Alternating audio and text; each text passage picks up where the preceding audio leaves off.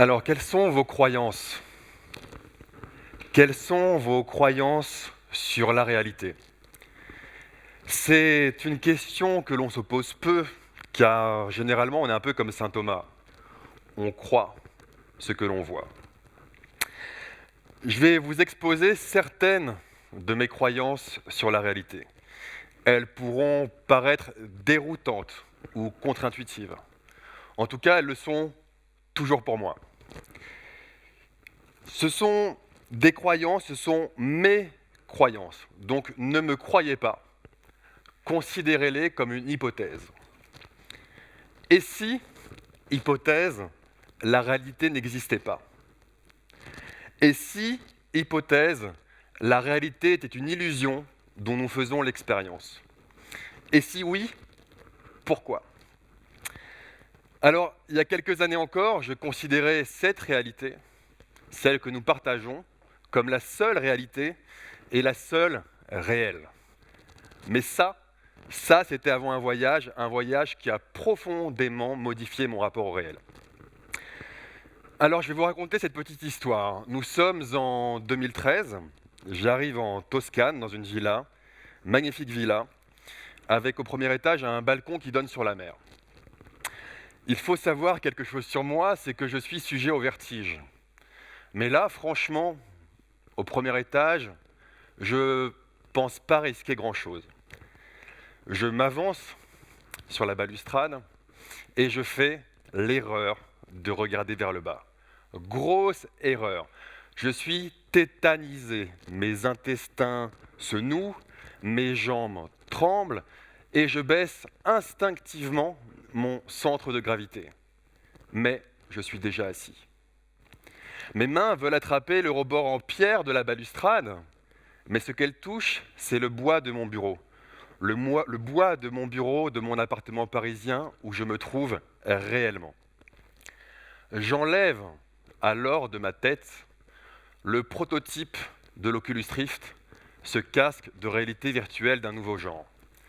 Je me demande bien ce qu'il vient de se passer, où j'ai peur de comprendre.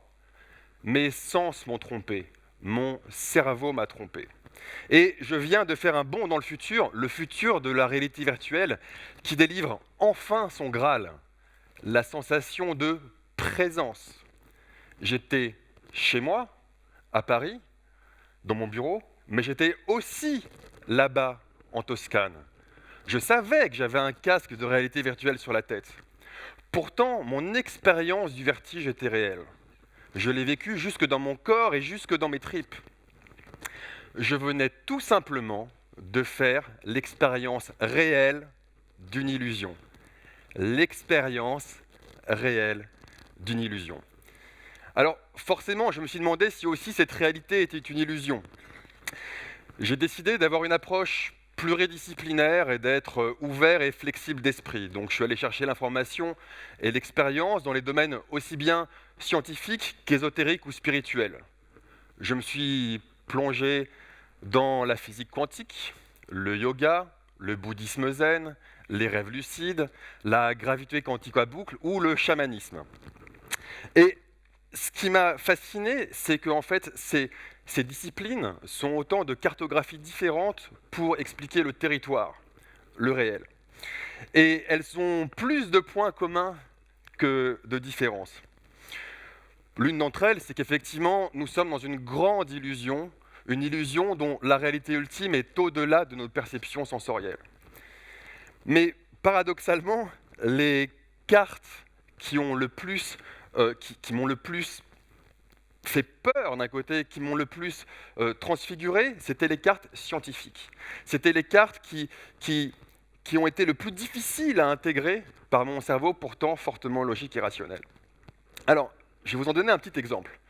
Mais d'abord, je vais vous poser des questions. N'ayez pas peur, il n'y a pas de piège, vous pouvez lever la main. Donc, parmi vous, qui croit que la Terre est ronde? Qui croit que la Terre tourne sur elle-même à 1600 km/h, qu'elle tourne autour du Soleil à 100 000 km/h et que le système solaire lui-même se déplace à 800 000 km/h dans l'espace? c'est le cas, vous pouvez aussi lever la main. Maintenant, qui croit qu'il existe un double de vous, quelque part, qui assiste aussi à ce TED? Quelques mains, mais il y en a beaucoup moins. En effet, et pourtant, la science nous dit qu'il y a des univers multiples, que notre univers ne serait pas le seul, qu'il y en aurait une infinité dans lesquelles vous aussi vous existez. Vous auriez le même passé, mais pas forcément le même futur, et ce seraient aussi des versions uniques comme vous. Alors bien sûr, c'est contre-intuitif. Mais en tout cas, si vous ne me croyez pas ici, dans un des multivers, vous me croyez. Alors, pourquoi c'est difficile à croire? Parce que souvent, on pense que les multivers sont une théorie. Et c'est là qu'il faut faire la distinction entre une théorie et les conséquences d'une théorie. Prenons Einstein et son concept et sa théorie de la relativité générale. Il y avait des conséquences à ces théories. Einstein lui-même avait compris qu'une des conséquences de ces théories, c'était le trou noir. Mais lui, il n'y croyait même pas. Il savait que c'était une des conséquences de sa théorie, mais il n'y croyait pas. Pourtant, 40 ans plus tard, on les a trouvées. Idem, une conséquence de la théorie de la relativité générale, ce sont les ondes gravitationnelles. On a mis 100 ans à les trouver. On les a trouvées l'an dernier. Et le prix Nobel de physique de cette année est justement allé à ces découvreurs. Et vous l'aurez compris, les multivers ne sont pas une théorie, les multivers sont une conséquence d'une théorie. Et pas seulement d'une théorie, de deux théories, de la relativité générale et de la mécanique quantique, qui sont les deux théories qui expliquent aujourd'hui le mieux le réel. Nous sommes donc des êtres multidimensionnels qui vivons une version unique de nous. Alors, qu'est-ce qu'il y a encore comme illusion dont nous faisons l'expérience? Il y en a beaucoup. Il y en a plein, en fait. Il y a le temps et l'espace. Le temps et l'espace sont une illusion issue des fluctuations du champ quantique. Il y a aussi la séparation. La plus grande illusion de notre réalité serait la séparation. Vous avez l'impression que je vous parle et que vous écoutez. Selon moi, en fait, ce serait la conscience unique qui se parle à elle-même à travers différentes parties d'elle-même. Dans la physique quantique aussi, on retrouve ce côté d'unicité, que tout est lié. On appelle ça l'intrication quantique. Et l'intrication quantique, depuis le Big Bang, tout serait lié. Donc on le voit, il y a beaucoup d'illusions dont nous faisons l'expérience. Ce qu'il compte, c'est l'expérience. Mais le concept, dans tous ces concepts, le concept qui a le plus bouleversé mon expérience du réel, c'est celui selon lequel nous serions créateurs de notre réalité. Nous serions créateurs de notre réalité. Là encore, on peut retrouver des exemples en physique quantique. En physique quantique, il n'y a pas d'observateur neutre.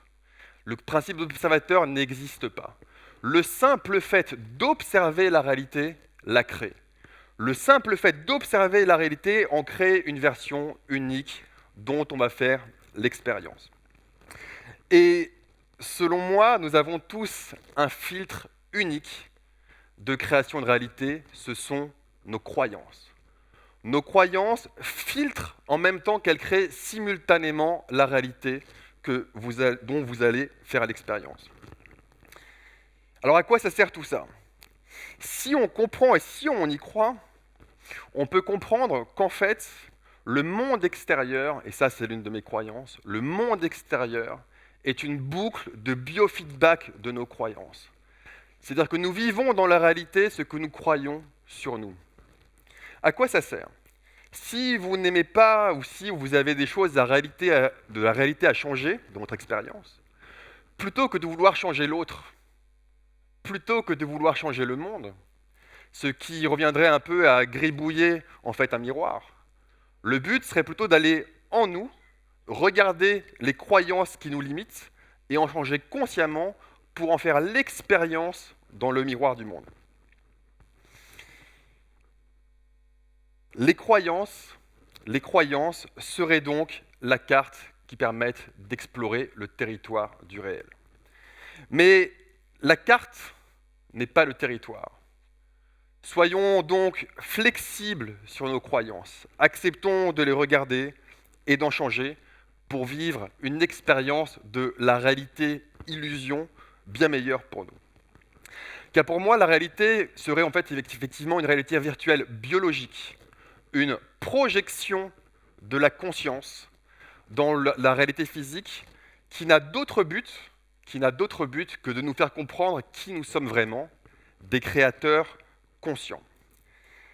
Et si, pour saint Thomas, on croit ce que l'on voit, je vais vous laisser sur cette dernière hypothèse, et si l'on voyait ce que l'on croyait. Merci.